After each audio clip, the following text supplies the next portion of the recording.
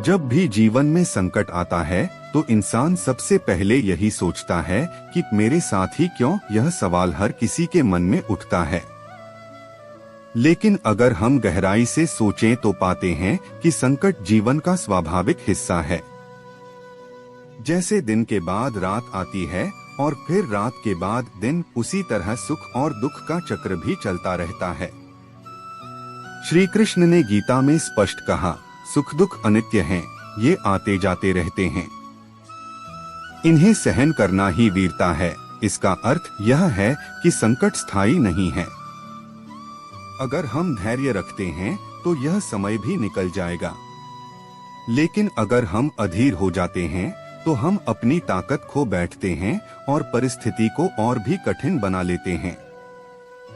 संकट हमें केवल तोड़ने नहीं आते, बल्कि हमें बनाने भी आते हैं। सोचिए, अगर जीवन में कभी कठिनाइयां न हो तो इंसान कभी अपनी असली शक्ति को पहचान ही नहीं पाएगा। जैसे आग सोने को शुद्ध करती है, वैसे ही संकट इंसान के चरित्र को मजबूत करता है। कभी कभी संकट इसलिए आते हैं ताकि हम रुककर अपने जीवन की दिशा पर विचार करें। हम अक्सर अपने लक्ष्य, अपने कर्म और अपने मार्ग को भूल जाते हैं।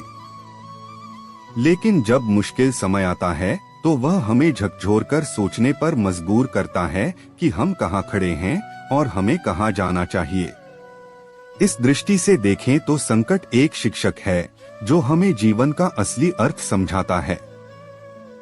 लेकिन इस शिक्षक से सीखना तभी संभव है जब हम धैर्य रखें। अगर हम अधीर हो जाएं, तो संकट हमें केवल पीड़ा देगा। लेकिन अगर हम धैर्य से उसका सामना करें तो वही संकट हमें नई दिशा, नई शक्ति और नया आत्मविश्वास देगा। अर्जुन का उदाहरण लीजिए।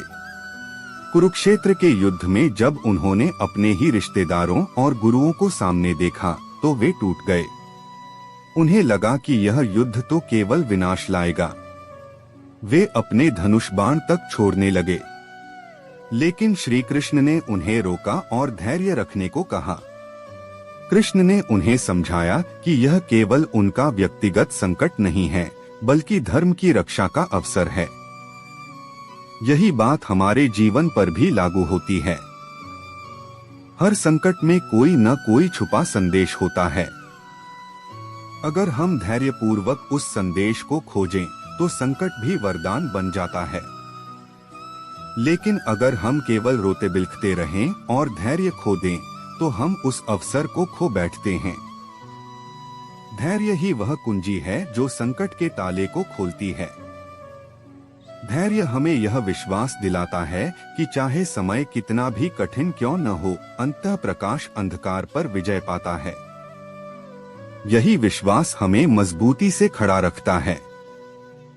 इसलिए संकट से डरने की बजाय हमें उसे जीवन का आवश्यक अध्याय मानकर धैर्य से पढ़ना चाहिए।